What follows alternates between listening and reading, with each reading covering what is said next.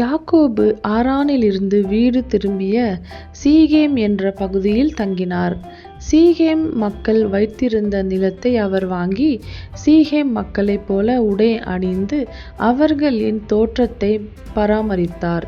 சீகேம் மக்கள் வழிபடும் சிலைகளையும் அவர்கள் வீட்டிற்குள் கொண்டு வந்தனர்.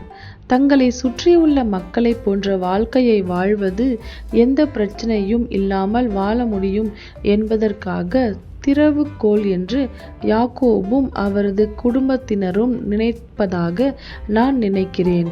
ஒருவேளை நாம் குடியேறும் போது நம்மை சுற்றியுள்ள மக்கள் நம்மை எப்படி பார்ப்பார்கள் என்ற எண்ணத்தின் காரணமாக மற்றவர்கள் தங்களை எப்படி பார்க்கிறார்கள் என்பதை பற்றி கவலைப்பட்டு அவர்களுக்கு பயந்து அவர்கள் இந்த வழியில் வாழ்ந்திருக்கலாம்.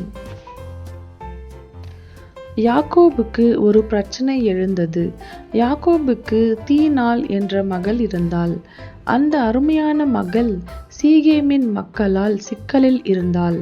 தன் மகளை காயப்படுத்திய சீகேமின் மக்களுடன் வாக்குவாதம் செய்வதற்கு பதிலாக யாக்கோபு தன் மகளின் வழியை புறக்கணித்து மீண்டும் அவர்களுடன் சரியாக வாழ முயன்றான்.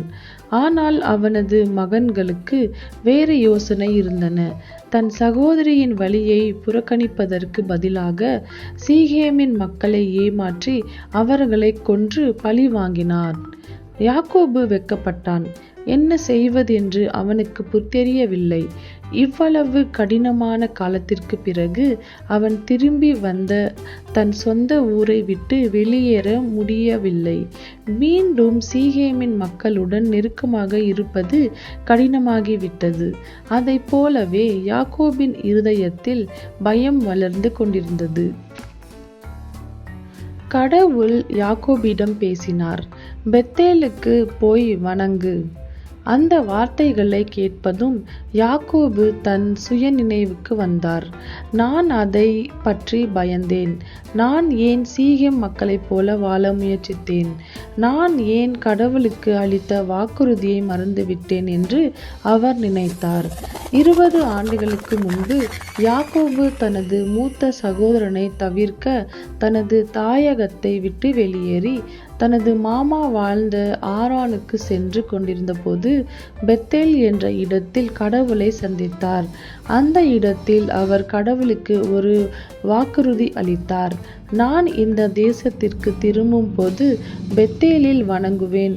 அதாவது யாக்கோபு அல்லது தனது வாக்குறுதியை மறந்து விட்டார். ஆனால் கடவுள் யாக்கோபுக்கு அளித்த வாக்குறுதியை மறக்கவில்லை.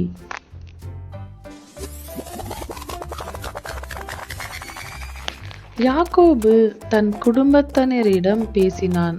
சீகேமில் வாங்கிய நிலத்தை எறிந்துவிட்டு தன் வீட்டிற்குள் கொண்டு வந்த சிலைகளை எரிந்துவிட்டு இந்த பகுதி மக்களைப் போல அலங்கரிக்க முயன்ற அனைத்து ஆபரணங்களையும் எரிந்துவிட்டு அவர்கள் நாம் போய் கடவுளை வணங்குவோம் என்று கூறுகிறார். யாக்கோபு இப்படி புறப்பட்ட போது அவருடைய பயம் மறைந்து விட்டது என்று பைபிள் சொல்கிறது.